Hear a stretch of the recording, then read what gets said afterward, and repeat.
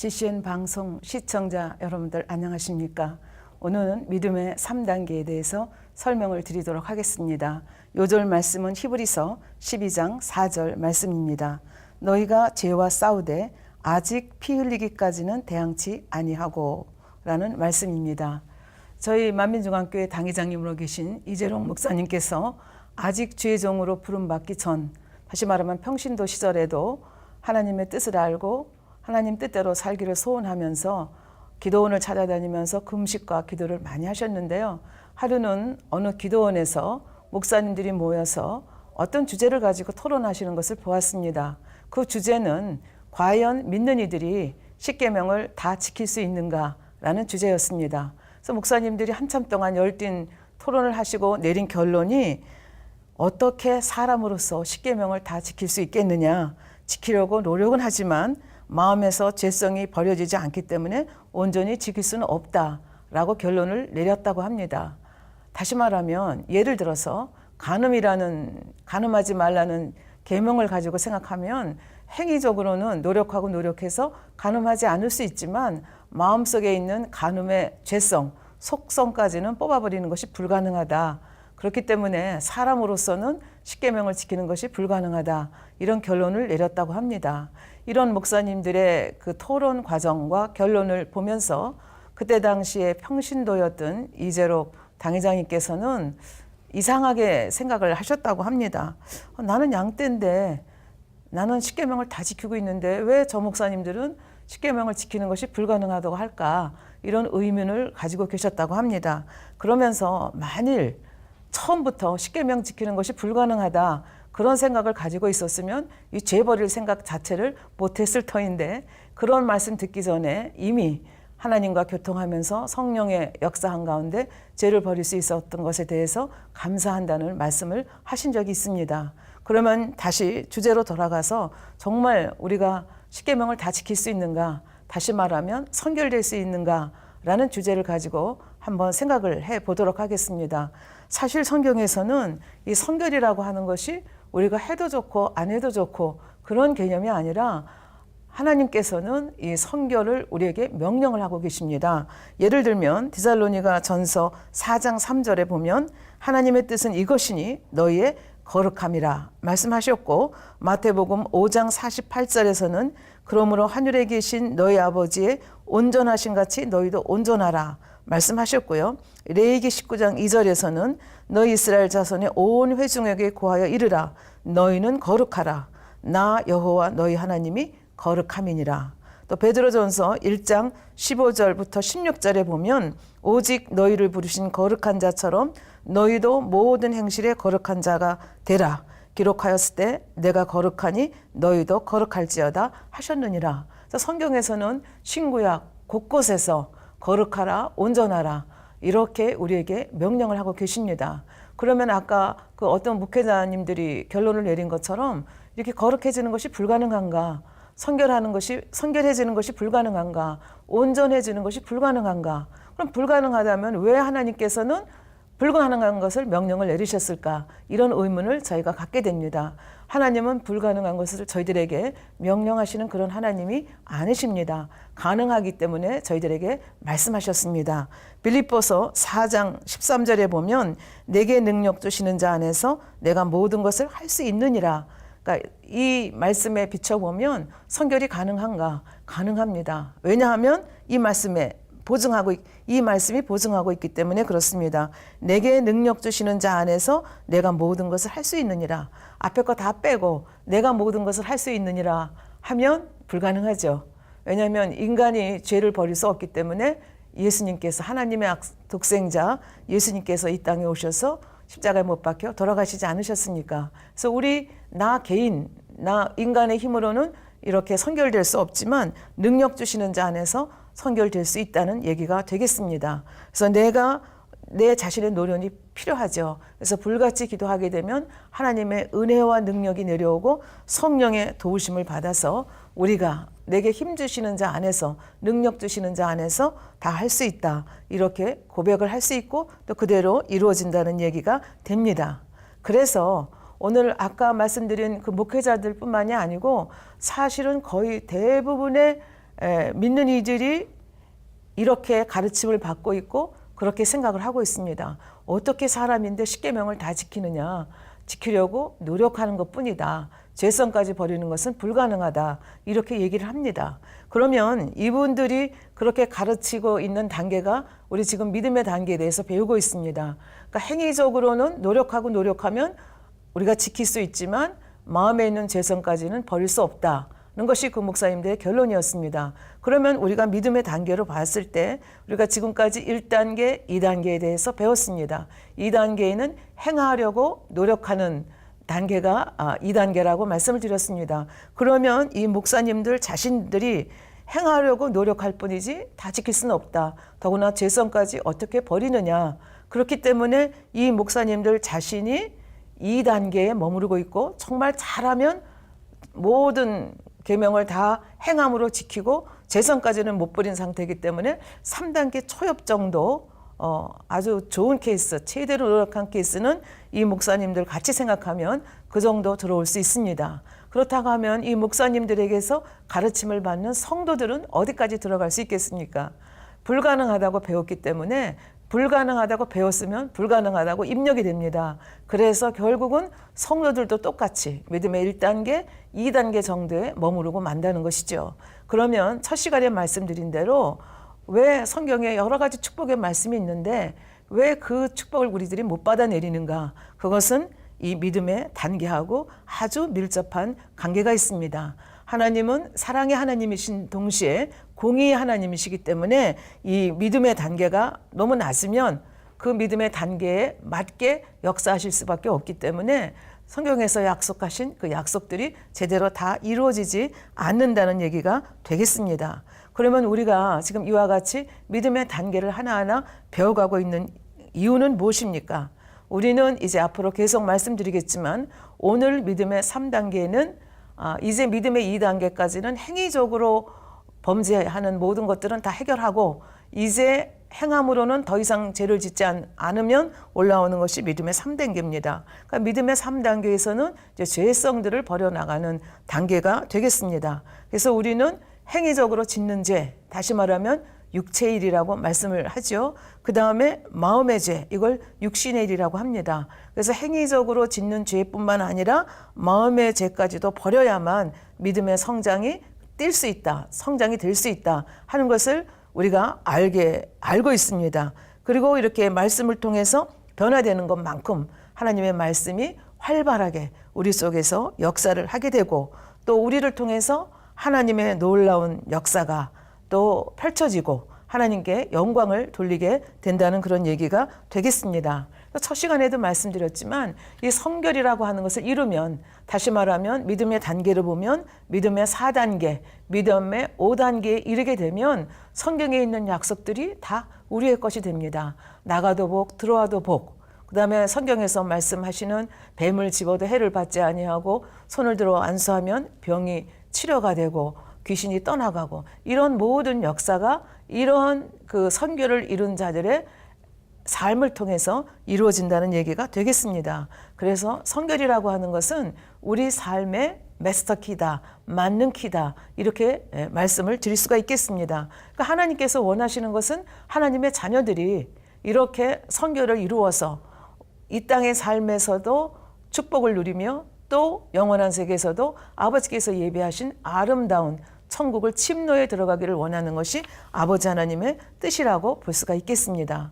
그래서 이 믿음의 3단계에서는 이 육신의 일, 또 죄성에 대해서 많이 다르기 때문에 여기서 본론에 들어가기 전에 성결이라는 것이 뭐냐, 죄가 뭐냐, 악이 뭐냐에 대해서 잠시 동안 정의를 내리고 그 다음 강의를 진행을 하도록 하겠습니다.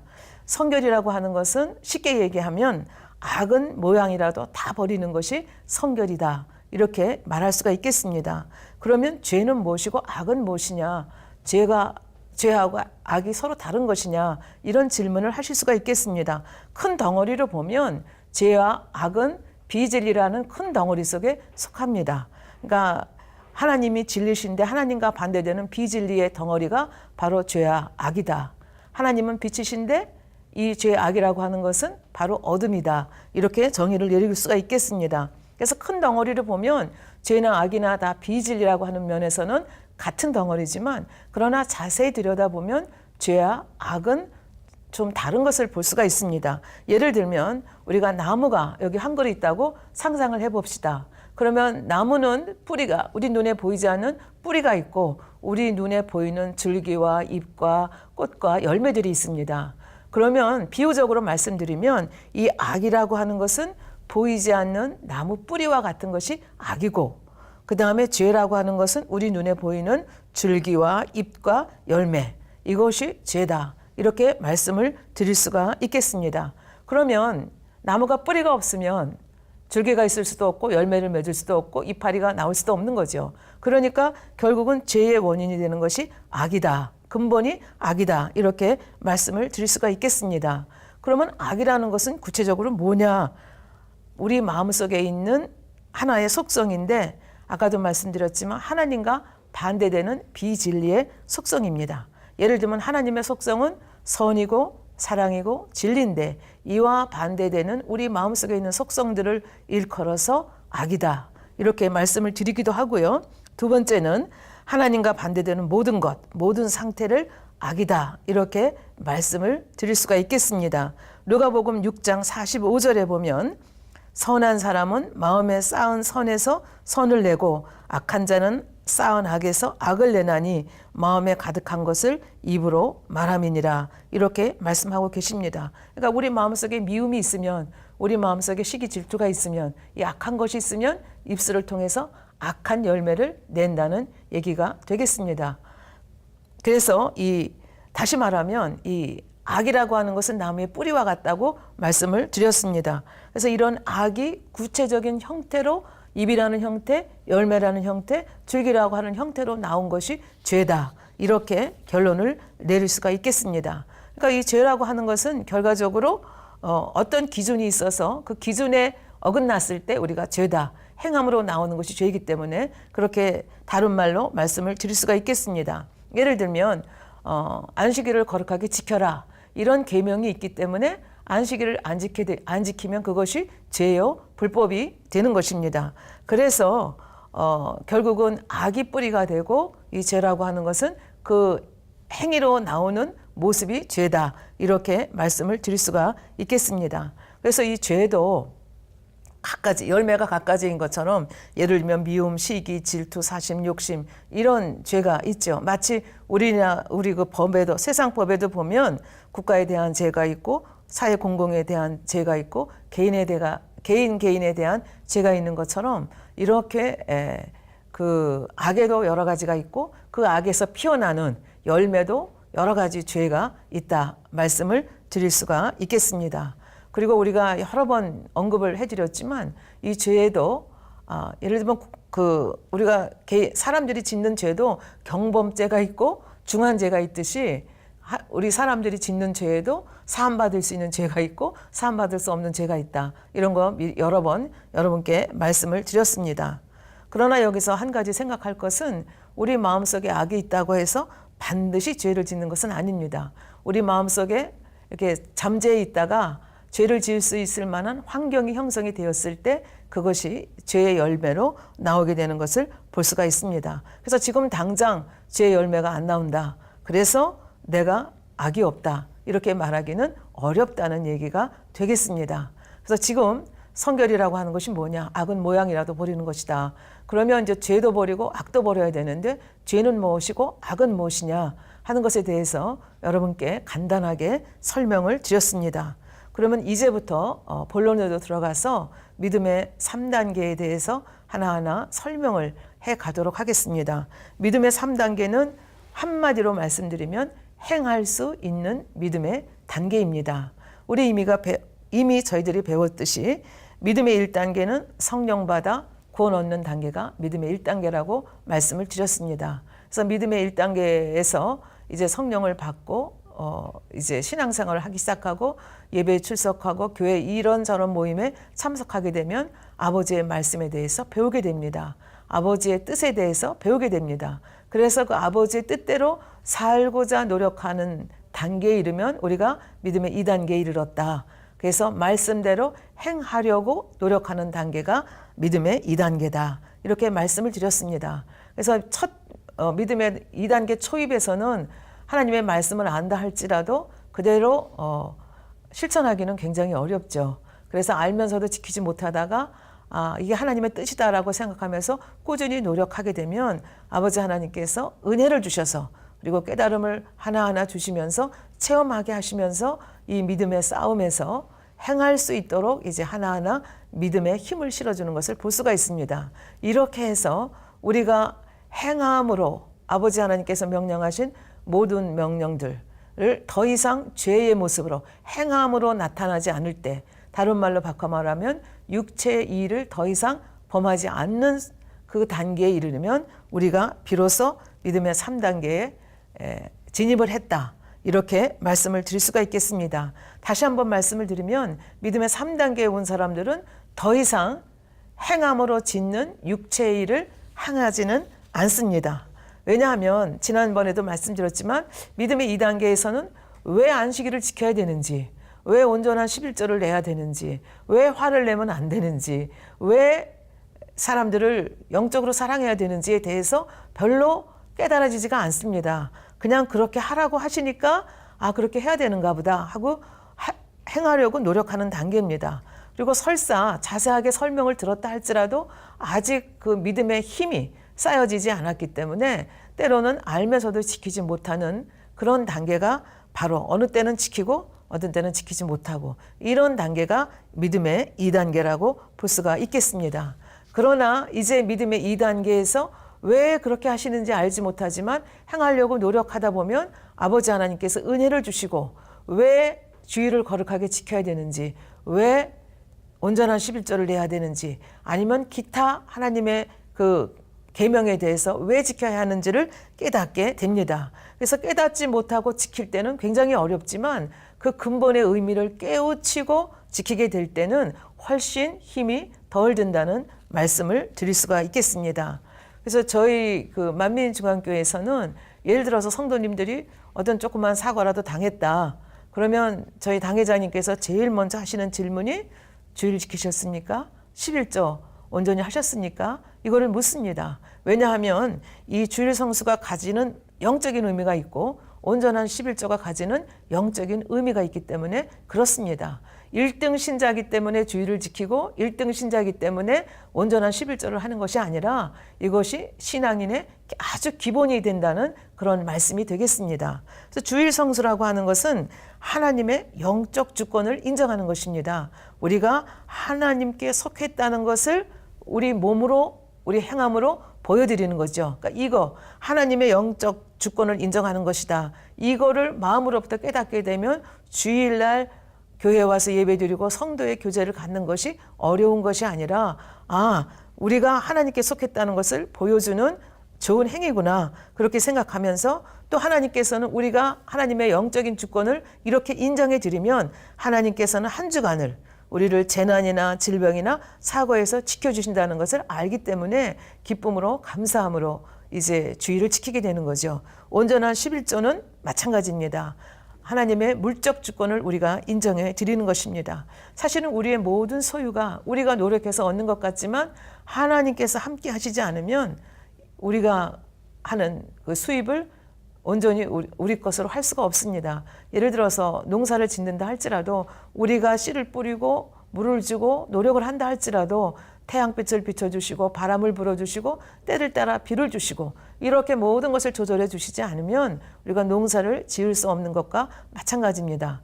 그래서 우리가 얻은 수입이 아버지의 것이지만 아버지 하나님께서 10분의 1만 드리고 나머지는 우리 생활에 쓸 수 있도록 하신 것이 아버지의 배려입니다. 그래서 이렇게 온전한 11조를 드리면 아버지 하나님께서는 이 온전한 11조 드리는 것이 얼마나 중요한지를 우리에게 알려주시기 위해서 온전한 11조를 한번 드려봐라. 그러면 내가 너희 곳간을 차고 넘치도록 축복해 주겠다. 그래서 이것은 시험해 봐도 좋다. 그럴 정도로 아주 강조하시는 계명입니다. 하나님은 우주 만물의 주인이십니다. 무엇이 필요하기 때문에 우리에게 달라고 하시는 것이 아니라 하나님의 물적 주권을 인정해 드리는 것이고 하나님은 또 이런 자녀들을 하나님의 방법대로 창고가 차고 넘치도록 축복해 주시기 위한 아버지 하나님의 영적인 방법이기 때문에, 영계의 법칙이기 때문에 저희들에게 이렇게 말씀해 주시고 계시는 것입니다. 그래서 이거를 깨닫고 나면 주일 지키는 것이 힘든 것이 아니고 온전한 11조를 드리는 것이 힘든 것이 아니라 감사함으로 드리게 된다는 그런 얘기가 되겠습니다. 그래서 2단계에서는 온전히 깨닫지 못하기 때문에 힘들게 말씀을 지키지만 2단계를 지나게 되면 3단계가 되면 이렇게 깨달아서 그 말씀을 지키기 때문에 훨씬 더 수월하게 신앙생활을 할 수 있는 단계로 올라왔다. 이렇게 말씀을 드릴 수가 있겠습니다. 여러분들 그 어린아이가 자라는 과정을 보면 어린아이가 누워서 손짓 발짓을 합니다. 근데 어느 날 갑자기 벌떡 일어나가지고 걷고 뛰는 아이 보았습니까? 그런 아이는 없습니다. 어떤 아이라 할지라도 그 과정을 하나하나 다 지켜야 됩니다. 누워서 손짓 발짓 하다가 힘을 키워서 그 다음에 뒤집습니다. 뒤집어서 또 이렇게 열심히 하다가 힘을 키우면 기어다니게 됩니다. 기어다니면서 온몸에 또 힘을 또 축적을 하게 되면 그 다음에 두 발로 뭘 자꾸 쓰게 되죠. 그 다음에 힘이 들어서게 되면 아장아장 걷고 또 발에 힘이 오고 온몸에 힘이 이제 축적이 되게 되면 그 다음에는 쉽게 걷고 또 심지어는 뛰기까지 하는 것을 볼 수가 있습니다. 우리 믿음의 단계도 마찬가지입니다. 우리가 말씀을 듣고 가만히 앉아 있는다고 해서 어느 날 갑자기 믿음이 딱 하나님께서 은혜를 갑자기 내려주셔가지고 믿음의 3단계로 뛰는 것이 아닙니다. 믿음의 1단계를 지나서 차근차근 믿음의 2단계를 지나서 또 믿음의 3단계. 그래서 이 과정들을 하나하나 차근차근 지내가야 된다는 얘기가 되겠습니다. 그래서 기도하면서 행하려고 노력하는 단계가 믿음의 2단계라고 말씀드렸습니다. 이렇게 행하려고 노력하는 그 모습을 보시고 아버지 하나님께서 은혜를 주셔서 위로부터 능력도 주시고 은혜도 주셔서 우리를 하여금 행할 수 있는 힘을 주시고 그래서 이제 드디어 믿음의 3단계로 올라오게 되는 겁니다. 그래서 믿음의 3단계로 올라오게 되면 이제 더 이상 우리 육체로 죄를 짓지는 않습니다. 그래서 육체 일을 행하지는 않습니다. 그래서 믿음의 3단계에 올라오면 우리가 해야 되는 작업이 뭐냐면 우리 속에 있는 죄성들을 빼내는, 그러니까 우리 생각으로 범죄하는 것들을 빼내고 더 나아가서 우리 깊숙이 가라앉아 있는 악들을, 이 근본의 악들을 빼내는 단계가 바로 믿음의 3단계다. 이렇게 말씀을 드릴 수가 있겠습니다. 그래서 어떻게 악을 빼내느냐 하는 것은 이제 조금 있다가 자세히 설명을 하도록 하겠습니다. 근데 여기서 우리가 한 가지 조심할 것은 말씀대로 다 행할 수 있으면 믿음의 2단계를 지나 믿음의 3단계다. 이렇게 말씀을 드렸는데요. 근데 겉보기에 저 사람은 주일 한 번도 빠지지 않고 주일 나오고 있고 저 사람은 온전한 11조 하고 있고 또 아버지께서 이런 명령 저런 명령 하셨는데 다 지키는 것 같다. 이렇게 겉으로만 보고 저 사람은 믿음의 3단계다. 이렇게 말할 수 있는 것은 아니라는 얘기입니다. 다른 말로 바꿔 말하면 겉으로 보이기에 행함으로 다 지키는 것 같다 해서 그 사람이 믿음의 3단계다라고 확실하게 말씀드릴 수는 없다는 얘기가 되겠습니다. 이것이 무슨 말씀입니까? 예를 들어서 주일 예배에 빠지지 않고 어떤 분이 매주 출석을 하고 있다고 가정을 합시다. 그러나 같이 주일 예배에 와서 똑같이 예배를 드리고 있어도 예배 드리는 사람들의 상태가 각각 다를 수가 있습니다. 어떤 사람은 정말 확고한 믿음을 가지고 와서 졸지 아니하고 잡생각하지 아니하고 집중해서 예배를 드리는 분이 있는가 하면 어떤 사람은 눈치가 보여서 아내가 나오라고 하니까 엄마가 이끌고 나오니까 교회 안 가면 아빠가 혼내니까 그래서 눈치를 보면서 교회에 왔다. 그거는 몸은 와 있지만 사실은 마음은 안 와 있는 것이죠. 그런가 하면 주의를 안 지키면 하나님이 안 지켜주신다니까 재앙당할까 봐 무서워서 교회에 나온다. 이거는 믿음의 3단계라고 보기는 굉장히 힘들겠습니다. 그러니까 재앙 만나지 않으려고 교회에 나와서 앉아서 예배 드리는 게 얼마나 힘들겠습니까? 그러니까 당연히 잡생각하게 되고 어제 봤던 드라마도 생각나고 오늘 몇 시에 하는 운동 경기도 생각나고 이러면서 다른 생각하면서 잡념으로 빠지게 될 가능성이 굉장히 많다고 볼 수가 있겠습니다. 그런 거 하면 어떤 분이 굉장히 11조를 잘 내고 뭐 이렇게 신앙생활 잘 하는 것 같고 또 아버지 앞에 헌금도 잘 하고 또 기도도 열심히 하는데 이상하게 그 기도가 응답이 안 된다. 한 달, 두 달, 세 달, 네 달 기도했는데 기도에 응답이 안 된다. 사실 기도는 응답이 될 때까지 기도를 드려야 되는 것입니다. 그러나 조급한 마음에서 내가 괜히 그렇게 헌금 많이 했나 봐. 이렇게 후회하는 경우도 있고요. 이제는 나 이렇게까지 안 살래. 그리고 오히려 뒤로 이렇게 후퇴하는 경우가 생깁니다. 그러니까 이런 경우를 보건대 그냥 겉으로만 봐서 행함으로 행한다. 그래서 저 사람은 믿음의 3단계다. 이렇게 단정할 수는 없다고 하는 것을 말씀을 드리겠습니다. 그리고 이제 믿음의 3단계에서 중요한 개념이 믿음의 반석이라는 개념입니다. 그래서 지금 말씀드렸듯이 믿음의 3단계에 오면 육체의 일은 더 이상 행하지 않습니다. 그러나 육신의 일은 뭔가 있지요. 육신의 일이라는 것이 뭡니까? 행함으로 죄를 짓지는 않지만 예를 들어서 어떤 형제를 내가 마음으로부터 미워한다. 어떤 자매를 내가 마음에서 굉장히 시기하고 질투한다. 자기가 알고 있잖아요.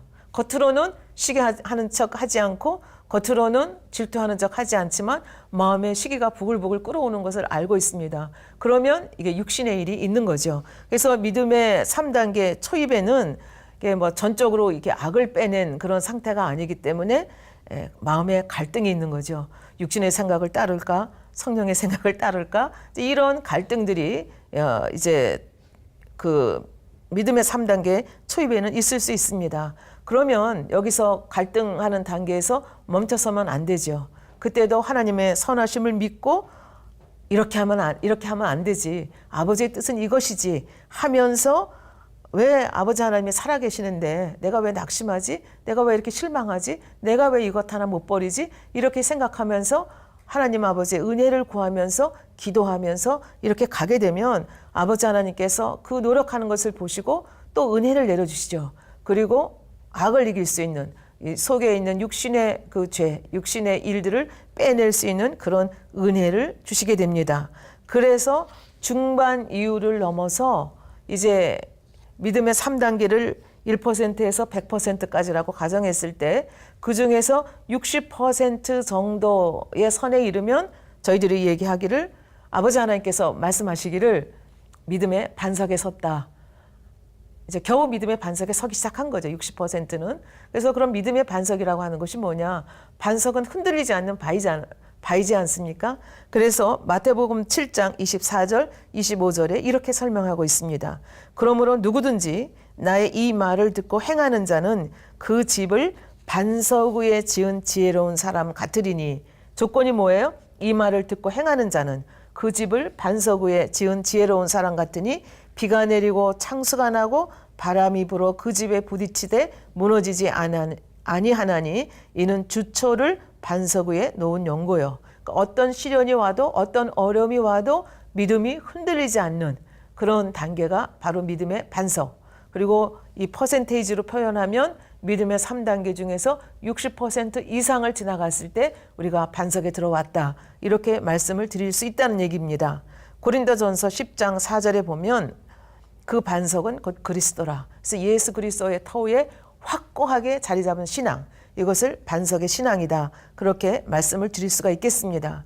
그래서 믿음의 반석 60% 정도에 올라오게 되면 아버지 말씀대로 사는 것이 힘들고 어렵지가 않습니다. 훨씬 더 쉬워진 단계라고 볼 수 있고요. 그 다음에 70%, 80% 정도에 올라오게 되면 말씀대로 사는 것이 굉장히 자연스럽습니다. 그래서 우리가 아침에 일어나면 양치질하고 밥 먹듯이 자연스럽게 몸에 밴 신앙생활을 할 수 있는 단계가 이제 70%, 80% 이렇게 볼 수가 있겠습니다. 그래서 여기서 더 나아가서 이제 마음속에 있는 이 죄성까지, 악까지를 다 빼내는 단계. 그러니까 60% 전에 들기 전까지는 내가 보기에도 나한테 시기하는 마음이 있어, 질투하는 마음이 있어, 이런 것을 깨달을 수 있는 단계, 그것을 하나하나 빼낼 수 있는 단계에서 다 빼냈을 때가 이제 믿음의 단계 3단계 60% 반석에 봤다고 볼 수가 있겠습니다. 그래서 그 이상으로 이제 올라가게 되면 내가 내 삶을 돌아봤을 때 아무리 돌아보아도 이게 죄라 할 만하는 것, 악이라 할 만한 것들이 별로 발견되지 않는 단계로 가게 되면 이제 더 높은 단계로 믿음의 3단계 마렵으로 간다. 이렇게 말씀을 드릴 수가 있겠습니다. 쉽게 한번 설명을 드리겠습니다. 예를 들어서 직장 생활을 하는데 직장 동료가, 옆에 있는 동료가 굉장히 나한테 무례하게 굽니다. 그런 무례하게 구는 사람을 봤을 때 믿음의 2단계 사람은 압니다. 말씀을 알기 때문에 내가 그래도 잘해줘야지, 섬겨줘야지, 이해해야지. 그러고 꾹꾹 눌러 참습니다. 근데 이 사람이 계속 괴롭히게 되면 어느 순간 눌러 참았던 것이 풍선에서 이렇게 바늘을 탁 하면 풍선이 탁 터지듯이 그냥 확 터지면서 대놓고 짜증을 부리게 되고 불평하게 되는 단계.